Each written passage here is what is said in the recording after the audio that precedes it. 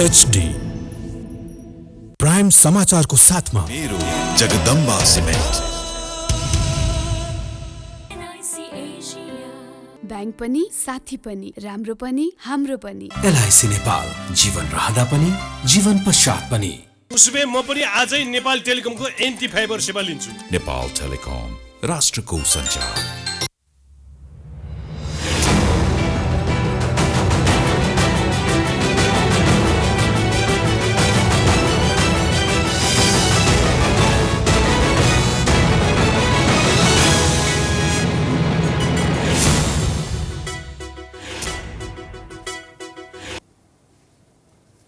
नमस्कार, प्राइम न्यूजमा स्वागत छ। म संगीता कटुवाल। म दिपेश किमिरे। सुरु गरौँ आजका हेडलाइन्सबाट। नेपाली कांग्रेस नयाँ ध्रुवीकरणको तयारीमा, पुरानो भत्किएर नयाँ गुट बन्दै। शेखर देउवा समूह नजिक, गगन विश्व प्रदीपको छुट्टै तयारी, संगठन भने भद्रगोल। नक्कली शरणार्थी प्रकरणमा भिआइपी अभियुक्तको बचाउमा वरिष्ठ वकिलको लर्को, बिना आधार पक्राउ गरिएको दाबी, अदालतलाई तर्साउन खोजिएको आरोप। देशभर गर्मी बढ्दा जनजीवन अस्तव्यस्त, वर्षायाम लाग्दै गर्दा बाढी, डुबान र भूक्षयको त्रास। सरकारको पूर्व तयारी भने टिटलाग्दो, वर्षेनी यस्तै प्रवृत्ति दोहोरिँदै।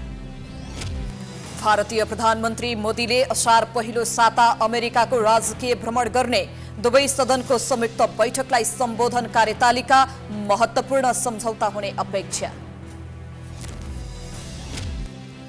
र ए डिभिजन लिग फुटबलमा मछिन्द्रसँग हिमालयन शेर्पा क्लब पराजित। जितसँगै मछिन्द्र 42 अङ्कसहित दोस्रो स्थानमा।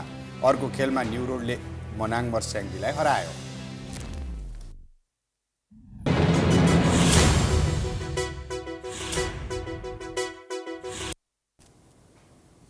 अब प्राइम न्यूज विस्तारमा। सबैभन्दा ठूलो दल नेपाली कांग्रेस यति बेला नयाँ ध्रुवीकरणको तयारीमा छ। केही पुराना गुट भत्किने र नयाँ गुट निर्माण हुने पर्याप्त संकेत देखा परेका छन्। संस्थापन र संस्थापन इतर समूहका नेताहरू पनि नयाँ ध्रुवीकरण हुन सक्ने स्वीकार गर्छन्। सतहमै आउने गरी छताछुल्ल भएको पार्टीभित्रको अन्तरसङ्घर्ष त छँदैछ, त्यसका अतिरिक्त गुटभित्रको अस्तित्वको लडाईँ पनि भित्रभित्र भुसको आगो झैँ सल्किँदैछ। शेखर गगन समूह भनेर चिनिने इतर समूहमा लागेको त्यस्तो आगोको लप्का लुकाउन नेताहरू सफल नै देखिए पनि धुवाँ लुकाउन सक्ने कुरै भएन। विशेष गरी महामन्त्री गगन थापा निकटहरूको बुझाइमा शेखर कोइराला पार्टी सभापति शेरबहादुर देउवाको समूहमा विलिन भइसकेका छन्। कहाँसम्म भने अहिले देउवा समूहमा देउवाको सबैभन्दा नजिक उनै शेखर रहेको कतिपयको बुझाइ छ। कतिपयले कांग्रेसको 15औं महाधिवेशनमा देउवा समूहबाट सभापतिका उम्मेद्वार शेखर कोइराला नै भएको बताउने गरेका छन्। तर शेखर समूहका नेताहरू भने त्यो स्वीकार गर्न तयार छैनन्। यति हुँदाहुँदै पनि पार्टीभित्र नयाँ ध्रुवीकरणको तयारी रहेको नेताहरू बताउँछन्। जसरी भनिया छ नि, त्यसको कुनै तथ्य आधार हो भन्ने छ भन्ने मलाई लाग्दैन। तर शेरबहादुर दाइ आफू चुनाव लड्दाखेरि त आफै लड्नुहुन्छ नि। आफू नलड्दा कसरी रिपोलराइजेसन हुन्छ त्यो छुट्टै कुरा हो नि। रिपोलराइजेसन हुन सक्छ, पुनः ध्रुवीकरण हुन सक्छ, किनभने पार्टी त एउटै हो नि। आखिर एउटै पार्टीभित्र गुट सधैँ रहिरहन्छ होइन। नयाँ नयाँ गुट बन्न सक्छन्, नयाँ रिएरेन्जमेन्टका कुराहरू हुन सक्छन्, त्यो स्वाभाविक कुरा हो एउटा पार्टीभित्र। संस्थापन समूह पनि अहिलेको वास्तविकता यही हो भनेर खुलेर बोल्दैन, तर नयाँ ध्रुवीकरणको सम्भावना रहेको पनि स्वीकार गर्छ। 15औं महाधिवेशनमा पार्टीमा पुराना गुट भत्किने र नयाँ गुटले त्यसको ठाउँ लिने कांग्रेस प्रमुख सचेतक समेत रहेका संस्थापन समूहका नेता रमेश लेखक बताउँछन्। नेतृत्वको परिवर्तन हुन्छ 15औं महाधिवेशन मार्फत हुन्छ। 15औं महाधिवेशनमा यताका नेता उताका सभापतिका त्यो त के हुन्छ भनेपछि अब नेपाली कांग्रेस एउटा नयाँ ध्रुवीकरणको प्रक्रियामा जान सक्छ। त्यस्तो बेलामा को कहाँ जान्छ र के हुन्छ भन्ने कुरा अहिले अनुमान गर्न सकिँदैन। तर एउटा कुरा के भन्न सकिन्छ भने नेपाली कांग्रेस नयाँ ध्रुवीकरणमा प्रवेश गर्छ। धेरै हदसम्म अड्कलेर मात्रै बोल्ने र गुट उपगुटको बारेमा बोल्नबाट सकेसम्म बस्न खोज्ने लेखकले नै नयाँ समीकरणको सम्भावनाबारे प्रश्न बोल्नुले पनि कांग्रेसका गुटहरूभित्र केही नयाँ पाक्दैछ भन्ने पुष्टि हुन्छ। अहिले शेखर देउबा क्याम्पमा पुगिसकेको गगनको बुझाइ छ भने गगनले आफूलाई नेता स्वीकार नगरी आफै अनावश्यक हतारो गरेको शेखरको बुझाइ छ।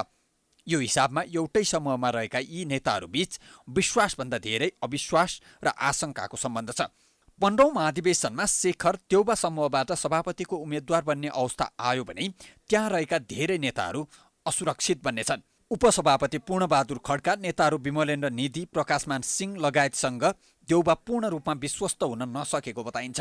बाहिर चर्चा भए जस्तै 15औं महाधिवेशनमा देउबाले शेखरलाई उत्तराधिकारीको रूपमा अघि सारे भने उनीहरू पनि अस्तित्व रक्षाका लागि नयाँ समीकरण निर्माणको तयारीमा लाग्न सक्छन्। यसरी हेर्दा पुराना गुट उपगुट भत्किएर काङ्ग्रेस नयाँ ध्रुवीकरणको अन्तिम तयारीमा रहेको बुझ्न सकिन्छ। नक्कली भुटानी शरणार्थी प्रकरणका आरोपीहरूको जिल्ला अदालत काठमाडौँमा थुन्चेक बहस भइरहेको छ। सरकारी वकिलको बहसपछि आजदेखि प्रतिवादीका पक्षबाट कानुनी व्यवसायीहरूले बहस गरेका छन्। हाई प्रोफाइल प्रतिवादीहरूको पक्षमा बहस गर्न पूर्व महान्यायाधिवक्ता, नेपाल बार एसोसिएसनका बहालवाला अध्यक्ष, पूर्व अध्यक्षदेखि नाम चलेका कानुन व्यवसायीहरूको लर्को छ। हाई प्रोफाइल प्रतिवादीहरूको पक्षमा बहस गर्न झन्डै 20 जनाभन्दा बढी वकिल छन्। प्रतिवादीको पक्षमा बहस गर्न पूर्व महान्यायाधिवक्ता खम्बबहादुर खाती, महादेव यादव, बारका वर्तमान अध्यक्ष गोपालकृष्ण घिमिरे, पूर्व अध्यक्षद्वय शेरबहादुर केसी र प्रेमबहादुर खड्का लगायतका वरिष्ठ अधिवक्ताले नाम टिपाएका छन्। आज प्रतिवादीको तर्फबाट बहस गर्ने वकिलहरूले बिना प्रमाण र बिना ठोस अनुसन्धान सरकारी अभियोजन पक्षले अदालतमा मुद्दा ल्याएको जिकिर गरेका छन्। उनीहरूले मुद्दाको हाउगुजी देखाएर अदालतलाई प्रभाव पार्न खोजिएको बताएका छन्। कतिपयले ठूला नेता जोडिएको घटना भएकाले अदालतलाई प्रभावित र कमजोर बनाउन प्रयास गरेको पनि आशंका गरेका छन्। यसअघि सरकारी वकिलहरूले बहस गरेका थिए। प्रतिवादीहरूको तर्फबाट बहस गर्न 1 साता समय लाग्नेछ।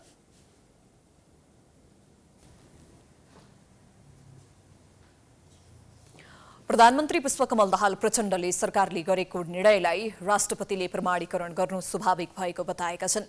राष्ट्रिय सभाको बैठकमा भारत भ्रमण लगायतका विषयमा जानकारी गराउँदै प्रधानमन्त्री प्रचण्डले राष्ट्रपतिले नागरिकता विधेयक प्रमाणीकरण गर्नु स्वाभाविक भएको धारणा राखे। यसअघि 2 पटक पठाइएको विधेयक राष्ट्रपतिबाट प्रमाणीकरण नगरेर संविधान उल्लङ्घन भएको उनले बताए। यस विषयमा अदालतमा मुद्दा परिसकेको अवस्थामा अदालतले दिने आदेश स्वीकार्य हुने उनको भनाइ छ। प्रधानमन्त्री प्रचण्डले सीमा नाकामा देखिएको समस्या 2 देश मिलेर समाधान गर्ने विषयमा सकारात्मक वातावरण बनेको जिकिर गरे। भूमि सट्टापट्टाका बारेमा आफूले कुनै कुरा नराखेको र यस विषयमा आवश्यक परे प्रमाण देखाउन पनि तयार रहेको उनले बताए। आगामी दिनमा द्विपक्षीय सम्बन्धलाई अझ बलियो बनाउने दिशामा आफ्नो भ्रमण फलदायी हुने उनको भनाइ छ। विश्वासको नयाँ धरातल खडा भएको छ। नेपालको यो राष्ट्रिय हित यहाँ गयो भन्ने ठाउँ कहीँ छैन। साथीहरूले भन्नुभयो सट्टापट्टा भन्यो, मैले भनेकै होइन। नेपालगञ्ज र भैरवाबाट नयाँ दिल्ली लगायतका भारतका अन्य शहरमा 2 तर्फी उडान गर्ने सम्बन्धमा सकारात्मक छलफल भएको प्रधानमन्त्रीको भनाइ छ।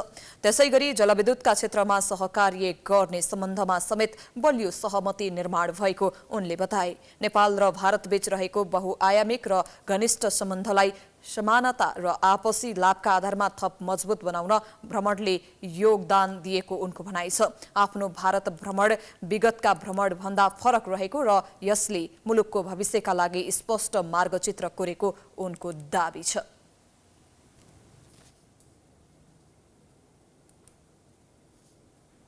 प्रतिनिधि सभा बैठकमा सरकारले प्रस्तुत गरेको आर्थिक वर्ष 2080-81 को राजस्व र व्ययको वार्षिक अनुमान बजेटमाथि छलफल भइरहेको छ। आजको छलफलमा पनि सत्तारूढ दलका सांसदहरूले बजेट सकारात्मक रहेको दाबी गर्दै गर्दा विपक्षी सांसदहरूले भने बजेटको कार्यान्वयनका बारेमा प्रश्न उठाएका छन्। प्रतिनिधि सभा बैठकमा सरकारले प्रस्तुत गरेको बजेटमाथि छलफल जारी छ। अर्थमन्त्री प्रकाश शरण महतले करको दर हेरफेर गरेको भन्दै मंगलबार आक्रोशित बनेका विपक्षी सांसदहरू बुधबार भने केही संयमित देखिए। प्रतिपक्षी सांसदहरूले कार्यान्वयनदेखि करको दरसम्म अनेक प्रश्न उठाए पनि सत्तापक्षीय सांसदहरूले भने बजेटको बचाउ गरेका छन्।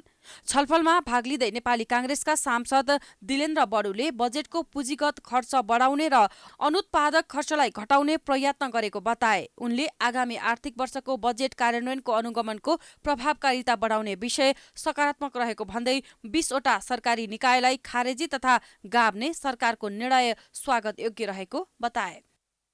स्टार्टअप कार्यक्रमको लागि प्रोत्साहन गर्न 1 अर्ब 25 करोडको एउटा फन्डको निर्माण भएको छ। यो स्वागतयोग्य विषय हो र वास्तवमा स्टार्टअप कार्यक्रमबाट हामी युवाहरूमा रहेको स्किललाई र उनीहरूभित्र रहेको उद्यमशीलतालाई हामी व्यवसायमा रूपान्तरण गर्ने एउटा अत्यन्तै महत्त्वपूर्ण कार्यक्रम हो यो। त्यस्तै एमाले सांसद रघुवीर महासेठले सार्वजनिक खरिद ऐन बनाउँदा कुनै ठेकेदारलाई लाभ पुग्ने गरी बनाइएको दावी गरे। वीरगञ्ज काठमाडौँ र रसुवा काठमाडौँ रेलमार्गको डीपीआर ढिला हुनुमा सरकार जिम्मेवार रहेको भन्दै उनले सुनकोशी, मरिड, भेरी, बबई र रानी जमरा लगायत सिँचाइ आयोजनाको कामलाई प्राथमिकतामा राख्न नसकिएको बताए। सरकार बनिसके पछाडि जुन सार्वजनिक खरिद निर्माण बन्यो त्यो सबै सेटिङको आधारमा बन्यो। निर्माण खास निर्माण व्यवसायीको हितको लागि बन्यो। त्यस्तै सांसद लेखनाथ दाहालले बजेटको समस्याको उठान गरेको र पुँजीगत खर्चका लागि कार्ययोजना बनाएर अनुगमन संयन्त्र परिचालन गर्ने विषय सकारात्मक रहेको बताए।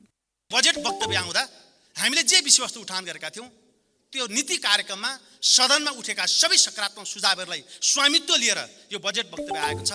नेपाल सरकार र माननीय अर्थमन्त्रीज्यूलाई म हार्दिक धन्यवाद ज्ञापन गर्न चाहन्छु। त्यस्तै सांसद उपेन्द्र यादवले बजेटमा केही सकारात्मक, केही नकारात्मक र केही विभेदकारी विषय राखिएको बताए। उनले बजेट निर्माण गर्दा सन्तुलित र समावेशी विकासको अवधारणालाई अवलम्बन गर्न नसकेको दावी गरे।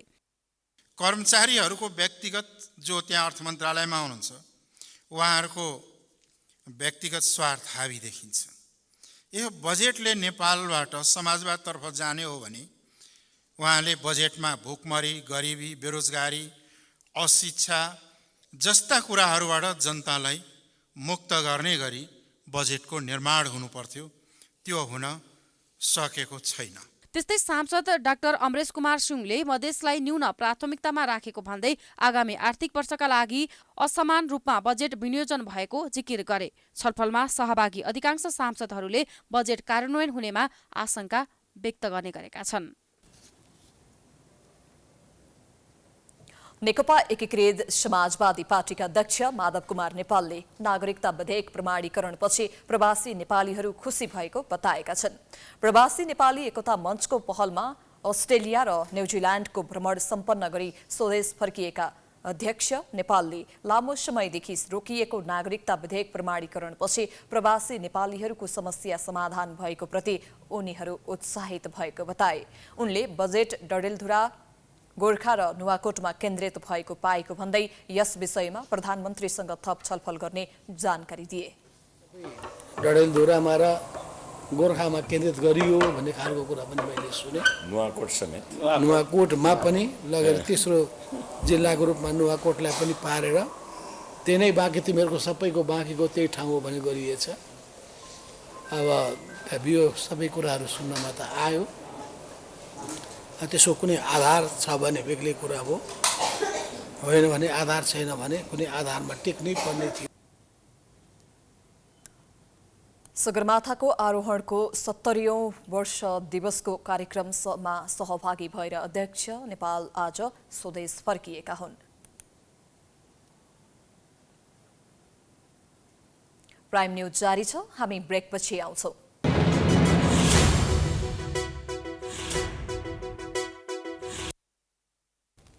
ब्रेकपछि स्वागत छ। अब बाँकी न्युज। नेकपा एमाले कुनै पनि कार्यकारी पदमा जान 70 वर्षे उमेर हद हटाएसँगै यसको पक्ष र विपक्षमा चर्चा सुरु भएको छ।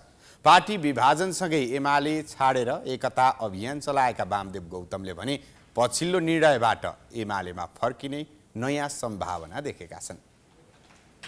नेकपा एमाले उमेर हद हटायो भने पार्टीमा फर्किने बताउँदै आएका वामदेव गौतम एमाले उमेर हद हटाएपछि के गर्छन् भन्नेमा धेरैको चासो छ। गौतम भने एमाले अहिले उमेर हदको व्यवस्था निलम्बन मात्रै गरेको बताउँछन्। साथै उनी एमाले अध्यक्ष ओलीले पार्टीमा बोलाए भने अहिलेकै अवस्थामा एमालेमा फर्किने बताउँछन्। गौतमले सञ्चारकर्मीसँग कुरा गरिरहँदा त्यहाँ पुगेका एमाले नेता सूर्यबहादुर थापा र गौतम बीचको जुवारी पनि हेर्न लायक थियो। धन्यवाद भन्नुस् के गएर यो निर्णय कार्यान्वयन गर्ने तपाईभन्दा वरिष्ठ नेताहरू तपाईहरू त्यो निलम्बन सम्बन्धी निर्णय गर्नु भएपछि आउनुभयो र त्यो निलम्बन भए पनि मुकुन्द नेउपाने केन्द्रीय कमिटी सदस्य हुनुको निलम्बन भएको छ। तपाईँलाई लैजाने के गर्ने बारेमा आफै अध्यक्षले प्रयत्न गर्नुहुन्छ। नयाँ सडकको ढोका खुलेपछि सबै हिँड्न पाइन्छ के त्यो बाटोमा नयाँ सडकको ढोका खुलिसक्यो। तपाईँले सिकाउनु यत्रो किताब लेख्नु भएको छ, बामदेव यत्रो किताब लेख्नु भएको छ बहुदलीय जनवादको व्याख्या गरेर, त्यहाँ प्रतिस्पर्धा पहल कदमी श्रेष्ठता भनेर लेख्नु भएको छ कि त्यो श्रेष्ठता झिक्नुस् पहल कदमी झिक्नुस् नत्र लिनुस् न पहल कदमी। अब जे यता सुन्नु नि, जे भए पनि पहल कदमी भइरहेका छ कि ढिलो किन गर्ने त तपाईँसित गरेँ म। तपाईँ जानुहोस्, केपिएबललाई भन्नुहोस्, उहाँ आउन तयार हुनुहुन्छ, तर औपचारिक रूपमा यस्तो यस्तो भयो भनेर भन्ने बाहिर आउनु पर्यो। त्यो त लिएर आउँछ नि त, म के भएर। एमाले अध्यक्ष ओलीले भने वामदेव गौतम एमालेमै रहेको प्रतिक्रिया दिएका छन्। उनी एमालेमै रहेकाले उनलाई बोलाइरहन नपर्ने उनको आशय थियो। उहाँले सदस्यता दिएको छ भन्नुभयो होइन, अनि कुरा बाँकी छ कि थप कुरा होइन? त्यहाँ फेरि मैले पार्टी पनि खोलेँ यो बिचमा, औपचारिक होइन पार्टी होइन, उहाँले त एउटा फोरम बनाउनु भयो, एकता अभियान चलाउनु भयो, त्यो अभियान मात्रै हो, अभियान मात्रै हो, पार्टी खोले होइन। मेरो हद पुरै हट्यो भने चाहिँ अध्यक्षले पहल गर्नुभयो भने जान्छु भन्नुभएको छ एमाले। ठिक ठिक भित्र्याउनुहुन्छ भन्न भन्ने कुरो, भित्र्याउनुहुन्छ भन्न भन्ने ठिक छ। उहाँको पार्टी सदस्यता एमालेमै छ। एमाले नेकपा एकीकृत समाजवादीबाट एमालेमै फर्किएका नेता मुकुन्द नेउपानेलाई केन्द्रमा राखेर उमेरहद हटाए पनि यससँगै धेरैलाई नेता बनिरहने बाटो खुलेको छ। एमालेमा फर्किन खुट्टा उचालिसके झैँ देखिने गौतम ओलीको सङ्केतको पर्खाइमा देखिन्छन्। ओली के गर्छन् त्यो त ओली बाहेक अरूलाई थाहा हुने कुरै भएन। प्रमुख दलका शीर्ष नेताहरूको कमान्डमा देशमा धेरै राजनीतिक परिवर्तन भए। व्यवस्था परिवर्तन गर्न उनीहरूको नेतृत्व काबिल भए पनि जनताको अवस्था फेर्न उनीहरू असफल भए भन्ने जनस्तरबाट टिप्पणी हुने गरेको छ। विभिन्न पेसा व्यवसायमा उमेर हद हुने तर राजनीतिमा किन नहुने भन्ने प्रश्न पनि उठ्ने गरेको छ। कतिपयले नयाँ पुस्ताले पुरानो पुस्तालाई हस्तक्षेप गर्न नसकेका कारण पनि पुरानो पुस्ता हाबी भएको बताउने गरेका छन्। नेपाली कांग्रेसका सभापति एवं पूर्व प्रधानमन्त्री शेरबहादुर देउवा 78 वर्षका भए। पहिलो पटक प्रधानमन्त्री हुँदा देउवा 49 वर्षका थिए। 5 पटक प्रधानमन्त्री भइसकेका देउवाले आफ्नो कार्यकालमा खासै सम्झन योग्य काम नगरेको भन्दै आलोचित छन्। धर्म कर्ममा गहिरो विश्वास भएका देउवा आफूलाई ज्योतिषीले 7 पटक प्रधानमन्त्री बन्ने भविष्यवाणी गरेको भन्दै फेरि प्रधानमन्त्री बन्ने दाउमा छन्। नेकपा एमालेका अध्यक्ष केपी शर्मा ओली 71 वर्षका भए। 2 पटक प्रधानमन्त्री भएका ओलीले पनि खासै राम्रो काम गरेको छवि बनाएका छैनन्। 2 पटक संसद विघटन गरेको र झण्डै 2/3 सरकार आफ्नै कारणले ढलेको भन्दै प्रतिगमनको आरोप उनले खेपेका थिए। नेकपा माओवादी केन्द्रका अध्यक्ष एवं प्रधानमन्त्री पुष्पकमल दाहाल प्रचण्ड 68 वर्षका भए। यसअघि 2 पटक प्रधानमन्त्री भइसकेका प्रचण्ड अहिले तेस्रो पटक कार्यकारीको भूमिकामा छन्। उनले पनि खासै राम्रो काम गरेको सन्देश दिन सकेका छैनन्। उनले आफै प्रधानमन्त्री भए पनि द्वन्द्वको प्रक्रियालाई टुङ्गोमा पुर्याएर पीडितलाई न्याय दिन नसकेको आरोप खेपिरहेका छन्। नेकपा एकीकृत समाजवादीका अध्यक्ष माधव कुमार नेपाल 70 वर्ष, राष्ट्रपति रामचन्द्र पौडेल 78 वर्ष, झलनाथ खनाल 73 वर्ष, डाक्टर बाबुराम भट्टराई 58 वर्ष, सुभाष नेमाङ 70 वर्ष, महन्त ठाकुर 83 वर्ष, उपेन्द्र यादव 61 वर्षका भए। यिनै नेताको कार्यकालमा भ्रष्टाचार, बेथिति लगायत अनेकौं कारणले नेपाली जनताको ढाड सेक्ने काम भएको छ। तर यिनै नेताहरूको वरिपरि नेपालको राजनीतिक घुमिरहेको छ। अमेरिकाको जो बाइडेनको उमेर कति हो? 80+। यी तलतिरपट्टि हाम्रो नजिकमा भएको एसियन कन्ट्री मलेसियामा 93 वर्षको उमेरको मान्छे प्रधानमन्त्री बन्नुभयो होइन? राम्रै चलाउनु भयो नि त। हाम्रै मुलुककै अघि तपाईँले गिर्जाको नाम लिनुभयो, उहाँ 80 वर्ष पुग्दाखेरि नेपालमा गणतन्त्र ल्याउनु भयो, उहाँको नेतृत्वमा गणतन्त्र आएको हो नि त। त्यस कारणले सिनियरहरूलाई पनि रेस्पेक्ट गर्न जरुरी छ। क्वालिफाइड मान्छे छ भने फ्रान्समा सबभन्दा यङ्गेस्ट मान्छे, फिनल्यान्डमा सबभन्दा यङ्गेस्ट वुमेन चाहिँ होइन प्रधानमन्त्री बन्नुभयो। तपाईँको चाहिँ न्युजिल्यान्डमा भर्खरै छोड्नुभएको जो प्रधानमन्त्री छ उहाँ पनि बिलो 38 को हुनुहुन्थ्यो हो कि।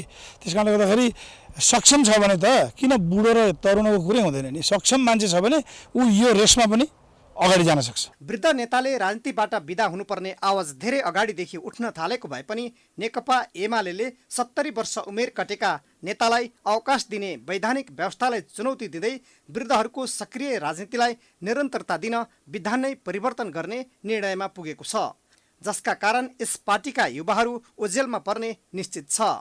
अब हामी गर्न सक्छौँ भन्ने तयारी पनि युवा पुस्ताको लागि एउटा आवश्यकताको विषय बनेको छ भने पार्टीमा पनि मनोवैज्ञानिक रूपमा अब यिनीहरूले गर्न सक्छन् भन्ने भूमिका निर्वाह गर्ने कुरा पनि हाम्रा लागि चुनौतीको विषय छ। मैले माथिल्लो जिम्मेवारी या नेतृत्वलाई हस्तक्षेप गर्छु भन्दै गर्दा त्यो जिम्मेवारीलाई मैले जवाफदेही ढङ्गले पुरा गर्न सक्ने आत्मविश्वास पनि, त्यो क्षमता योग्यता पनि, त्यो क्रियाशीलता पनि निर्वाह गर्नुपर्ने कुरा मेरो जिम्मेवारी हो भन्ने कुरा पनि युवा पुस्ताले बुझ्नुपर्छ। त्यसकारण यो दुईटा विषयको सन्तुलित ढङ्गले अगाडि बढाउने कुरा नै नेतृत्वमा स्थापित हुने कुरा हो।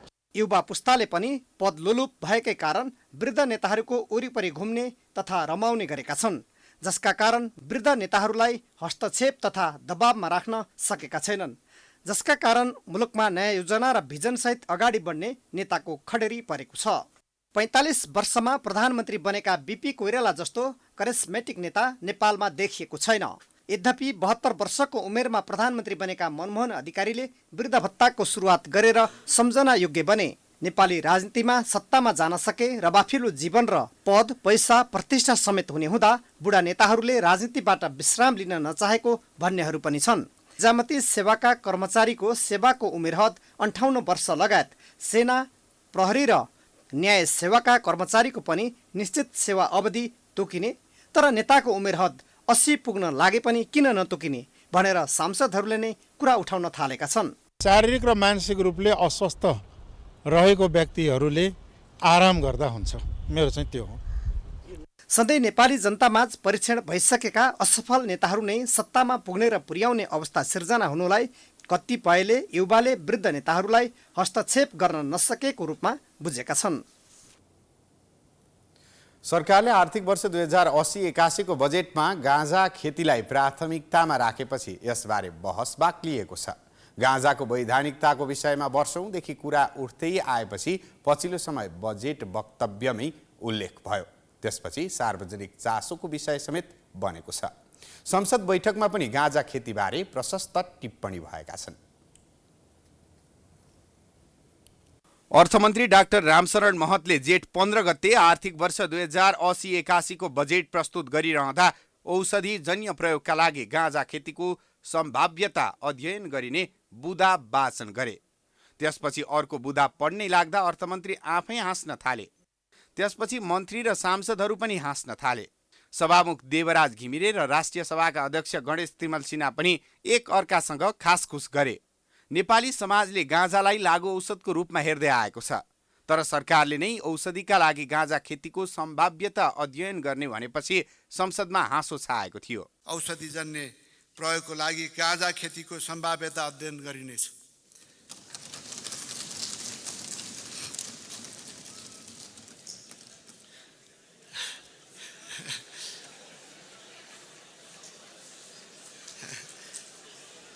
सभामुख महोदय, अध्यक्ष महोदय, सरकारले आगामी आर्थिक वर्ष 2080-81 का लागि औषधिजन्य प्रयोगका लागि गाँजा खेतीको सम्भाव्यता अध्ययन गरिने बताएपछि यसबारे पक्ष विपक्षमा बहस भएका छन्। बजेट वक्तव्यमै परेको विषय भएपछि संसदमा कुरा उठ्नु त स्वाभाविक भयो। पूर्व प्रधानमन्त्री तथा नेकपा एमालेका अध्यक्ष केपी शर्मा ओलीले गाँजाको विषयमा फरक मत प्रस्तुत गरेका छन्। ओलीले गाँजा खेतीलाई व्यावसायिक बनाउन नहुने तर्क गरेका छन्। मंगलबारको संसद बैठकमा एमाले अध्यक्ष ओलीले कृषिमा आत्मनिर्भर बनाउने विषयमा ध्यान नदिएर गाँजा खेती कसलाई चाहियो भन्दै प्रश्न समेत गरेका थिए। धान फलाउने, आलु फलाउने, कृषि बढाउने त्यतापट्टि छैन। गहुँ फलाउने कुरा छैन। खाद्यान्नमा आत्मनिर्भरता बनाउने कुरा छैन। कसले गर्न खोजिराखेको छ यो गाँजा खेती? कसले गर्न खोजिरहेको छ? यो कसका लागि गाँजा खेती? अचम्म लाग्छ यो गाँजा खेती कसलाई चाहियो, कसले गर्न खोजिएको छ, कसैले गर्न खोजेको छ गाँजा खेती। यसअघि 2076 सालमै प्रतिनिधि सभामा गाँजाको उत्पादन, प्रशोधन र बजार व्यवस्थापन र बिक्री वितरण तथा प्रयोगलाई नियमन गर्न विधेयक दर्ता भएको थियो। सांसद शेरबहादुर तामाङले गैर सरकारी कोटामा गाँजा खेती व्यवस्थापन ऐन 2076 दर्ता गराएका थिए। गाँजा खेतीलाई वैधानिकता दिनुपर्ने आवाज उठाएका तामाङले यसपटकको बजेटमा त्यो विषय आउनु सकारात्मक भएको बताए। गाँजा एउटा प्रस्थान बिन्दु हुन सक्छ भन्ने कारणले विगतदेखि कुरा उठाउँदै पनि आएको र त्यो मलाई उठाउन मन लाएर उठाएको विषय पनि होइन, किनभने धेरै रिसर्चरहरूले रिसर्च गर्नुभएको छ। मलाई धेरै साथीहरूले चाहिँ फिडब्याक दिनुभएको छ, त्यो रिसर्चरहरूले चाहिँ यस्तो हुन्छ भनेर चाहिँ फिडब्याक दिनुभएको छ। अहिले पार्लियामेन्टमा पनि त अब धेरै साथीहरूले त्यसलाई ग्रहण गरे होइन। जति बेला त्यो शब्द वाक्य उच्चारण गर्दै गर्दा पार्लियामेन्टमा लगभग सबैजसो मान्यजीहरूको समर्थन देख्यौँ हामीले। यसो हुँदाखेरि यो राष्ट्रको विषय हो र यसले एउटा उत्पादनमा, नेपालको आन्तरिक उत्पादनमा रेभिन्यू जेनेरेट गर्ने कुरामा राम्रो गर्छ, प्लस गर्छ भन्ने नै हो। त्यसैले अहिले सरकारले औपचारिक रूपमा यो विषयलाई ग्रहण गर्यो, यो कुरा नै ठुलो कुरा हो। नेपालमा परापूर्व कालदेखि नै गाँजा औषधिका रूपमा प्रयोग हुँदै आएको छ। सन् 1960 को दशकमा नेपाल आएका विदेशीहरूले नेपालमा गाँजा खेतीको सम्भाव्यता र अन्य देशमा निर्यात गर्न सकिने उल्लेख गरेका थिए, जसका कारण गाँजाको मूल्य अकासिएको थियो। विगतमा नार्कोटिन ऐन आएपछि यसलाई प्रतिबन्ध गरिएको थियो। अमेरिका, संयुक्त राष्ट्रसङ्घ र स्थानीय बासिन्दाको दबावका कारण विक्रमसम्म 2033 सालमा नेपालमा गाँजा खेतीमा प्रतिबन्ध लगाइएको थियो। सरकारले आवश्यक सेवाको हडताल गर्न निषेध गरी आदेश जारी गर्ने निर्णय गरेको छ। सिंहदरबारमा बसेको मन्त्री परिषद बैठकले आवश्यक सेवा सञ्चालन ऐन 2014 को दफा 3 को उपदफा 1 बमोजिम आवश्यक सेवाको हडताल गर्न निषेध गरी आदेश जारी गर्ने र सोको सूचना नेपाल राजपत्रमा प्रकाशित गर्ने निर्णय गरेको हो। बैठकले मन्त्री परिषदको विधेयक समितिबाट पेश भएको विद्युतीय व्यापारको सम्बन्धमा व्यवस्था गर्न बनेको विधेयक संघीय संसदमा पेश गर्न स्वीकृति दिने निर्णय भएको सरकारका प्रवक्ता रेखा शर्माले जानकारी दिन्। बैठकले काभ्रेपलाञ्चोक जिल्ला 5 खाल नगरपालिकामा रहेको औद्योगिक ग्रामलाई महिला उद्यमी विशेष औद्योगिक ग्राममा रूपान्तरण गर्ने निर्णय गरेको छ भने कालीमाटी फलफुल तथा तरकारी बजार विकास समितिको अध्यक्षमा सहसचिव मदन भुजेललाई तोक्ने निर्णय गरिएको प्रवक्ता शर्माले बताइन्। त्यस्तै माथिल्लो मैलुङ खोला जलविद्युत लिमिटेडलाई आयोजनाको टावर र राइट अफ वेको लागि रसुवा र नुवाकोट जिल्लामा रहेको राष्ट्रिय वन क्षेत्र प्रयोग गर्न तथा सो वन क्षेत्रमा रहेका रुखहरू हटाउन स्वीकृति दिने निर्णय पनि भएको उनले बताइन्।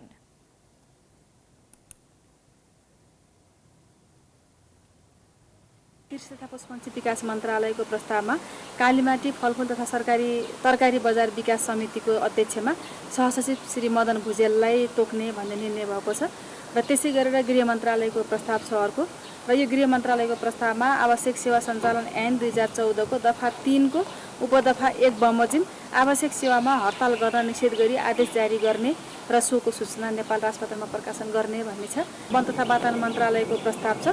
यसमा चाहिँ माथिल्लो मैलुङ खोला जलविद्युत लिमिटेडलाई आयोजनाको टावर र राइट अफ वेको लागि रसुवा र नुवाकोट जिल्लामा रहेको राष्ट्रिय वन क्षेत्र प्रयोग गर्न दिन तथा सो वन क्षेत्रमा रहेका रुखहरू हटाउन स्वीकृति दिने भन्ने निर्णय पनि भएको छ। बैठकले जेठ 29 देखि 32 गतेसम्म बेल्जियमको ब्रसेल्समा आयोजना हुने एक कार्यक्रममा सहभागी हुन काठमाडौँ महानगरपालिकाका नगर प्रमुख बालेन्द्र शाहको भ्रमण स्वीकृत गर्ने निर्णय पनि गरेको छ।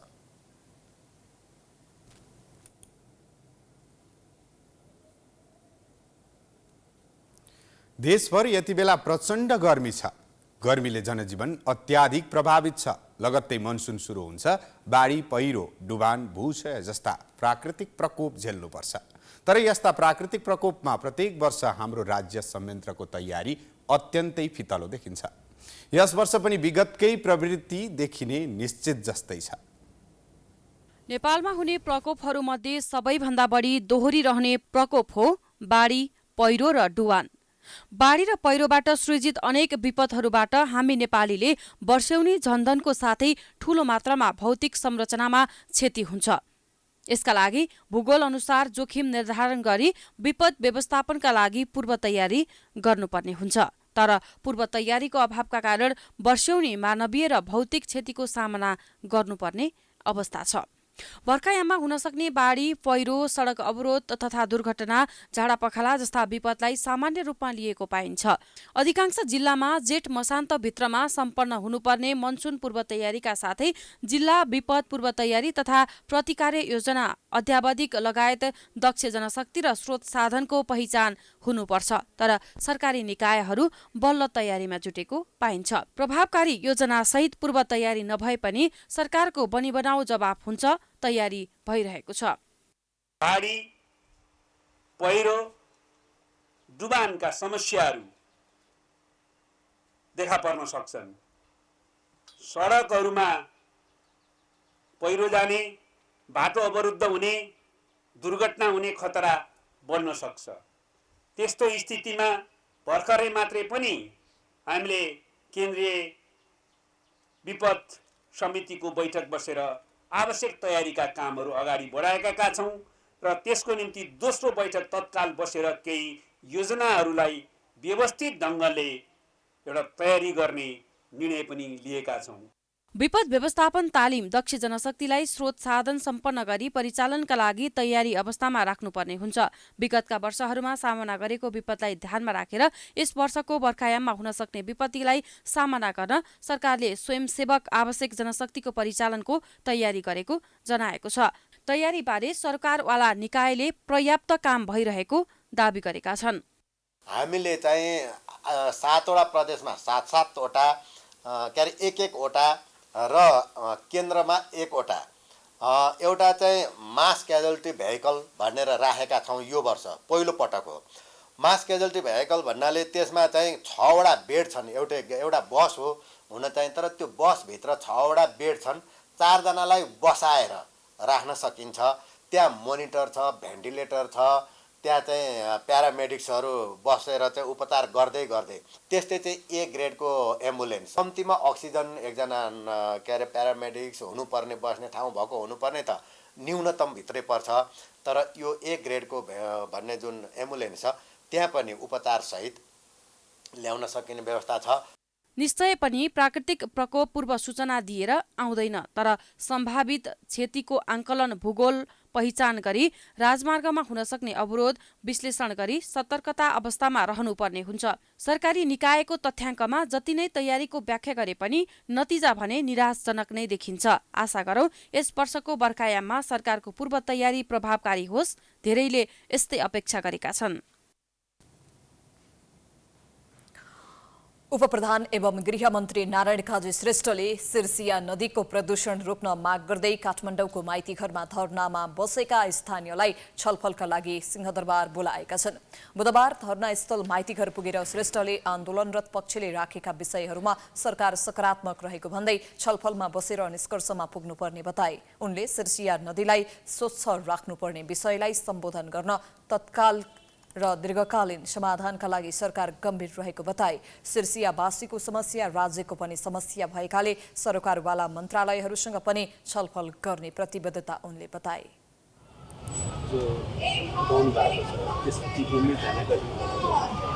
त्यसलाई सम्बोधन गर्ने तात्कालिक स्टेप र दीर्घकालीन ढङ्गले के गर्ने भन्ने बारेमा छलफल गरिराखेकै छु। त्यसैले अब तपाईँहरू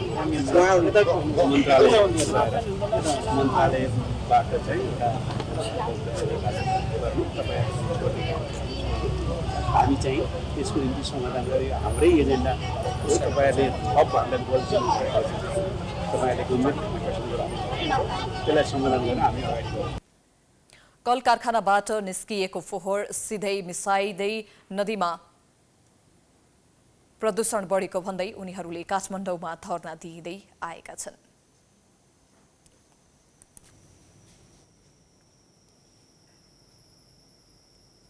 सुदूरपश्चिम प्रदेश सरकारले आगामी आर्थिक वर्षको नीति तथा कार्यक्रम सार्वजनिक गरेको छ। आज दिउँसो बसेको प्रदेश सभाको बैठकमा प्रदेश प्रमुख देवराज जोशीले आगामी आर्थिक वर्ष 2080-81 को नीति तथा कार्यक्रम प्रस्तुत गरेका छन्। प्रदेश सरकारले प्रादेशिक विकास योजनामा बजेट विनियोजन गर्ने नीति तथा कार्यक्रममा उल्लेख गरेको छ। त्यसैगरी हाल सञ्चालनमा रहेका प्रदेश गौरवका आयोजना तथा बहुवर्षीय क्रमागत र अधुरा योजना कार्यान्वयन गरिने पनि बजेट विनियोजनमा प्राथमिकता दिइने उल्लेख गरिएको छ। आर्थिक विकास गर्न, गरिबी निवारणमा योगदान पुर्याउन उद्यम विकास, रोजगार एवं स्वरोजगारमूलक कार्यक्रम, औद्योगिक जनशक्ति उत्पादन र क्षमता अभिवृद्धिका कार्यक्रम सञ्चालन गरिनेछ। स्वदेशी तथा विदेशी लगानी भित्र्याउन आवश्यक नीतिगत तथा कानुनी व्यवस्था गरी लगानी मैत्री वातावरण सृजना र लगानी गर्न आयोजना केन्द्रित बन्ने उल्लेख गरिएको छ। त्यसैगरी कृषि उत्पादन वृद्धि गरिने, कृषि वस्तुको आयात प्रतिस्थापन र निर्यात प्रवर्धन गरिने नीति तथा कार्यक्रममा उल्लेख गरिएको छ। बिउमा आत्मनिर्भर हुन धान, मकै, गहुँ जस्ता प्रमुख खाद्यान्न बाली एवं दाल, तरकारी, घाँस आदिको बिउ, बिजन उत्पादन र प्रशोधन तथा बजारीकरण गरिने उल्लेख गरिएको छ। सुदूरपश्चिम प्रदेश पर्यटन गुरु योजनाले निर्धारण गरेका प्राथमिकताका आधारमा धार्मिक, सांस्कृतिक, ऐतिहासिक, पर्यावरणीय र साहसिक पर्यटन क्षेत्रको विकास गरिने नीति तथा कार्यक्रममा उल्लेख गरिएको छ।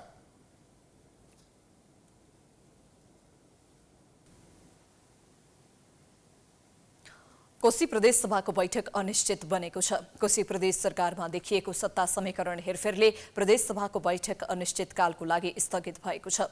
ज्येष्ठ 24 गते कोशी प्रदेश सभाको नीति तथा कार्यक्रम प्रदेश प्रमुखले प्रस्तुत गर्ने तयारी थियो, तर सत्ता साझेदार दल नेकपा माओवादी केन्द्रले नेकपा एमालेका नेता हिक्मत कुमार कार्की नेतृत्वको सरकारलाई दिएको समर्थन फिर्ता लिएपछि प्रदेश सभा अनिश्चित भएको हो। मंगलबार बसेको प्रदेश सभाको बैठकमा नेकपा एमाले, माओवादी र कांग्रेसका सांसदहरूबीच जुहारी चलेको थियो।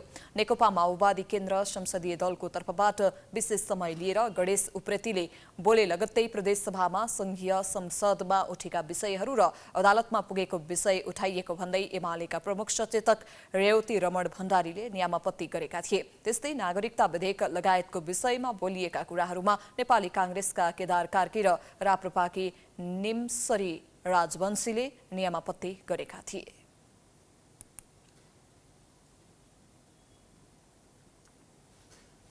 हिजो संसदभित्र के भयो, त्यहाँभित्र संघीय संसदभित्र भन्ने कुरा संघीय संसदको विषय। त्यहाँभित्र भएको कुरा यहाँ छलफल हुँदैन, त्यहाँको विशेषाधिकार हनन हामीले गर्न पाइँदैन।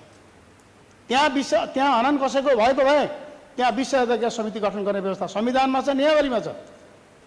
संघीय संसदभित्र चलेको बहसको विषयमा, त्यहाँ भएका काम कारबाहीको भित्री काम कारबाहीको विषयमा हामीले यहाँ आपत्ति प्रकट गर्ने, खेद व्यक्त गर्ने कुरा, त्यो संसदको विशेषाधिकारको हनन हामीले यहाँ गर्न पाइँदैन। संसदमा उठेका कुरा यो सदनले पनि उठाउन सक्छ, किनभने त्यो जनताको हितमा उठाउन सक्छ सभामुख महोदय। त्यसकारणले जुनसुकै कुरामा पनि उभिएर नियमापत्ति गरेर जनताको विपक्षमा बोल्न अधिकार कसैलाई पनि छैन सभामुख महोदय। यो नागरिकता जुन अहिले दिनुपर्ने नागरिकता विधेयक जुन ल्याएको छ, यसलाई चाहिँ किन संसदमा छलफल पूर्ण रूपमा भएन?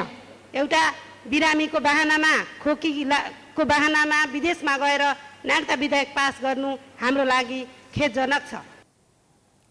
लगत्तै प्रदेश सरकारको तर्फबाट सामाजिक विकास मन्त्री बुद्धि कुमार राजभण्डारीले महालेखाको प्रतिवेदन प्रदेश सभामा पेश गरेका थिए। प्रतिवेदन प्रदेश सभामा पेश भएपछि अर्को बैठक अनिश्चितकालको लागि स्थगित भएको सभामुख बाबुराम गौतमले प्रदेश सभालाई जानकारी गराएका थिए। प्रदेश सभाको बैठक अनिश्चित भएसँगै बजेट नीति तथा कार्यक्रम नै अन्योलमा परेको छ। ढिलोमा प्रदेशले असार 1 गतेसम्म बजेट ल्याइसक्नुपर्ने कानुनी प्रावधान रहेको छ।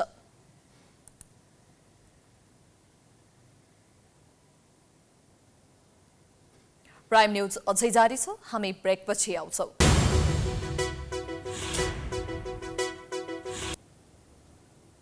ब्रेकपछि स्वागत छ। अब बिजनेस न्यूज।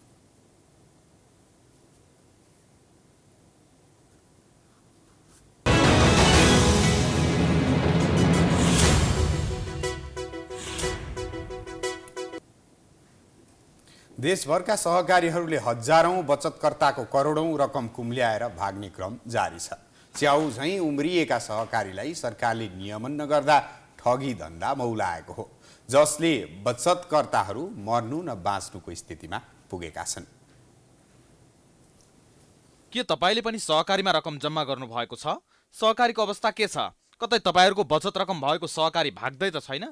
यसमा चनाखो हुनुपर्ने समय आएको छ। पछिल्लो समय देशभरका सहकारीहरू धमाधम बन्द हुने अवस्थामा छन्। सहकारीका सञ्चालकहरूले बचतकर्ताले जम्मा गरेको रकम नै झ्वाम पारेर टाप कस्ने क्रम बढिरहेको छ। बिहान बेलुका पसिना बगाएर जम्मा गरेको रकम लिएर सहकारीका सञ्चालकहरू भागेपछि उपत्यका लगायत देशभरका बचतकर्ताहरू सडकमा आएका छन्। 1-1 रुपैयाँ गरी बचत गरेको पैसा सहकारीले कुम्ल्याएपछि बचतकर्ताहरू मर्नु न बाँच्नुको स्थितिमा पुगेका छन्। हाम्रो पैसा चाहिँ जम्मा मेरो पैसा 25 लाख हो। अनि 25 लाख पैसा जम्मा गरेकोमा अनि भान्जा कतारमा छ, मेरो भान्जा कतार छ, त्यसको 7 लाख हो। 7 लाख त्यसको हो। त्यो चाहिँ अब यो जेठ महिनामा आउँछु भनिरहेछ। त्यो आउँछु भन्छ जेठ महिनामा। अब पैसा कहाँबाट दिने भने म दुखी छु। उपत्यका भित्रकै सहकारीका सञ्चालकहरूले बचतकर्ताको करोडौं रुपियाँ सहित गायब भएपछि बचतकर्ताहरू न्याय माग्दै माइतीघरको तातो घाममा आन्दोलन गरिरहेका छन्। उपत्यका भित्रै सञ्चालित देउराली, खुसी, सुमो, सन्ध्या, उत्तम, समावेशी, ओरिएन्टल, शाश्वत, देउराली बहुउद्देश्य सहकारी, प्रज्ञान, गेटवे सहकारी लगायत 34 सहकारीले बचतकर्ताको पैसा झ्वाम पारेको उनीहरूको आरोप छ।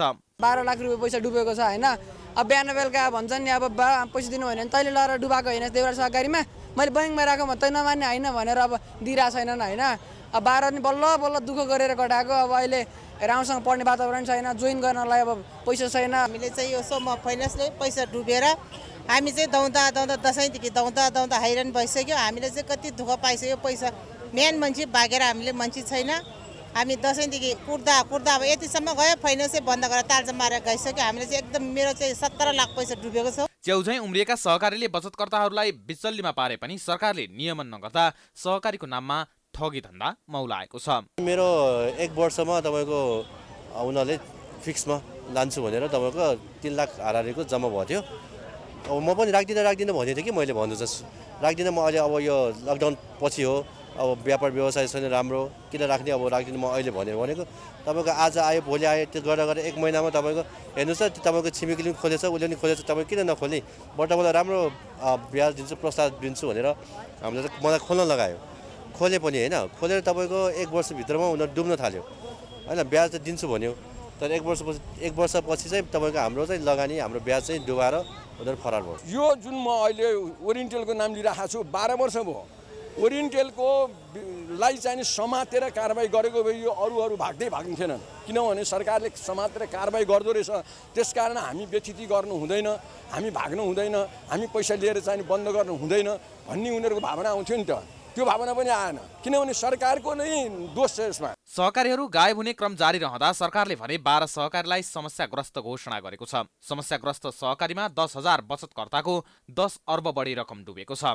गत आर्थिक वर्षको आर्थिक सर्वेक्षण अनुसार देशभर 30,879 सहकारी संस्था रहे पनि सहकारी विभागको पछिल्लो तथ्याङ्क अनुसार देशभर 29,886 सहकारी छन्। नेपालमा सञ्चालित सहकारी संस्थाहरूमा करिब 9 खर्बको कारोबार हुने गर्छ। सरकारले सहकारीलाई नियमन गर्नमा कुनै चासो नदिँदा सहकारी सञ्चालकहरूको ठगी धन्दा मौलाइरहेको छ। भिभो, एङ्कर र नोइज जस्ता मोबाइल उपकरणको आयातकर्ता र वितरक सेल्लो सिटी अन्तर्राष्ट्रिय प्रणालीले ताइवानको परिचित प्रोमोटर ब्रान्डका सामग्रीलाई नेपाल भित्र्याएको छ। प्राविधिक रूपले जानकार र उच्च गुणस्तरका उपकरण खोज्ने उपभोक्ताहरूको आवश्यकतालाई पूरा गर्ने उद्देश्यले नेपालमा भित्र्याउन लागि ब्रान्ड प्रोमेट एक ताइवान ब्रान्ड हो। उत्पादनमा नवीनता, गुणस्तर र ग्राहक केन्द्रित सेवालाई प्राथमिकतामा राख्दै उच्च गुणस्तर प्रविधिद्वारा प्रयोगकर्ताको जीवनलाई सहज बनाउने लक्ष्यका साथ प्रयोगकर्तालाई आकर्षक अफर पनि दिने सेल्लो सिटीले जानकारी दियो। Smartphone, case, bluetooth speaker, Apple मोबाइलका उपकरण, data cable, car charger, earpods, headphone, USB hub लगायतका सम्पूर्ण उपकरणमा 24 महिना र स्मार्ट वाचमा 12 महिनाको वारेन्टी दिँदै ज्येष्ठ 32 सम्मको अवधि भरतराज क्लास सेल मार्फत आफ्ना सामग्री खरिद गर्ने 2 जनालाई सेल्लो सिटी अन्तर्राष्ट्रिय प्रणालीले एक-एकवटा सुनको सिक्का दिनेछ। त्यस्तै पहिलो 150 ग्राहकलाई 30% छुट र लकी ड्र मार्फत 5 जनालाई प्रोमेटका सामग्री केवल 79 रुपैयाँमा प्रदान गर्ने पनि योजना सेल्लो सिटी अन्तर्राष्ट्रिय प्रणालीले ल्याएको छ। अब इन्टरनेसनल न्यूज।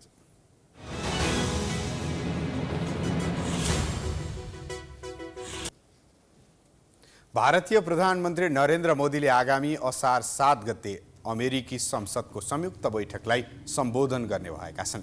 असारको पहिलो सातादेखि हुने अमेरिकाको राजकीय भ्रमणको क्रममा मोदीले दुवै सदनको संयुक्त बैठकलाई सम्बोधन गर्न लागेका हुन्। प्रधानमन्त्री मोदीले अमेरिकी सदनको निमन्त्रणा स्वीकार गर्दै संयुक्त बैठकमा सम्बोधन गर्ने घोषणा गरेका छन्। अमेरिकी काङ्ग्रेसको संयुक्त बैठकलाई 2 पटक सम्बोधन गर्ने प्रधानमन्त्री मोदी एकमात्र भारतीय नेता हुनेछन्। यो विदेशी प्रतिष्ठित व्यक्तिहरूलाई अमेरिकाले दिने सर्वोच्च सम्मान मध्येको एक हो। यसअघि आधा दर्जनभन्दा बढी पटक अमेरिकाको भ्रमण गरेका मोदीको राजकीय भ्रमण भने पहिलो पटक हुन लागेको हो। भ्रमणको क्रममा दुई देशबीच महत्त्वपूर्ण सम्झौताहरू हुने अपेक्षा गरिएको छ।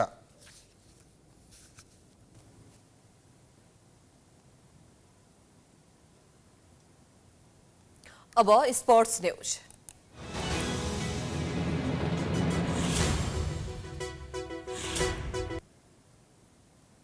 शहीद स्मारक ए डिभिजन लीग फुटबलमा मछिन्द्र फुटबल क्लबले हिमालयन शेर्पा क्लबमाथि सहज जित निकालेको छ। बुधबार त्रिपुरेश्वर स्थित दशरथ रङ्गशालामा भएको खेलमा मछिन्द्रले हिमालयन शेर्पालाई 3-1 गोल अन्तरले पराजित गरेको हो। खेलको 26औं मिनेटमा विमलले गोल गर्दै मछिन्द्रलाई सुरुवाती अग्रता दिलाएका थिए। पूजन उपरकोटीको क्रसमा विमल खर्तीमगरले हेडर मार्फत उत्कृष्ट गोल गरे। खेलको 68औं मिनेटमा आफिज ओलावाले गोल गर्दै मछिन्द्रको अग्रता 2-0 को बनाए। खेलको 77औं मिनेटमा ओलावाले पेनाल्टी मार्फत व्यक्तिगत दोस्रो गोल गर्दै मछिन्द्रलाई 3-0 को अग्रता दिलाए। खेलको 90औं मिनेटमा हिमालयनका पिस्टोनले फ्री किक मार्फत गोल गरे पनि मछिन्द्र 3-1 ले विजयी भयो। जितसँगै मछिन्द्रले 25 खेलमा 42 अङ्क जोडेर दोस्रो स्थानमा रहेको छ। हिमालयनले 25 खेलमा 31 अङ्क जोडेको छ। त्यस्तै बुधबार नै भएको अर्को खेलमा न्युरो टिम एनआरटीले मनाङ मर्स्याङ्दी क्लबलाई 1-0 गोल अन्तरले पराजित गरेको छ। एनआरटीको जितमा दिपेश आली मगरले खेलको 17औं मिनेटमा निर्णायक गोल गरे। जितसँगै एनआरटीले 25 खेलमा 33 अङ्क जोडेको छ। मनाङको 25 खेलमा 32 अङ्क रहेको छ।